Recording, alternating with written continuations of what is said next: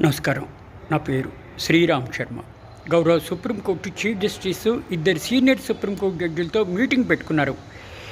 ఈ మీటింగ్ యొక్క ముఖ్య ఉద్దేశం ఖాళీగా ఉన్న జడ్జి పోస్టుల నియామకం, అదేవిధంగా ఈవినింగ్ కోర్టుల ఎస్టాబ్లిష్మెంటు. మొత్తం 82,445 కేసులు సుప్రీంకోర్టులో పెండింగ్లో ఉన్నాయి.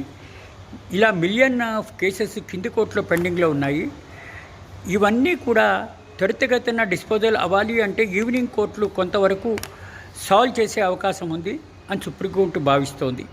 ఇట్లా త్వరితగతిన కేసులు డిస్పోజల్ కావాలి అంటే ఈవినింగ్ కోర్టులు ఉండవలసిందే అని సుప్రీంకోర్టు నిర్ణయానికి వచ్చిందంటున్నారు. ఇంకొన్ని రోజులు వేచి చూడాలి ఈ విషయంలో. ఈవినింగ్ కోర్టులు అంటే ఏంటి, ఏ విధంగా ఏర్పాటు చేస్తారు, దీని టైమింగ్స్ ఏంటి, దీని రూల్స్ అండ్ రెగ్యులేషన్స్ ఏంటి అని. Evening court first time in Indian life. Evening కోర్టులు వస్తే కూడా బాగుంటుంది. ఇది వర్క్ ఫ్రమ్ హోమా లేకపోతే ఫిజికల్గానా అన్నది త్వరితగతిన తేల్చడానికి కోర్టులు కూడా సుముఖంగా ఉన్నాయి కాబట్టి వేచి చూడాలి. Thank you.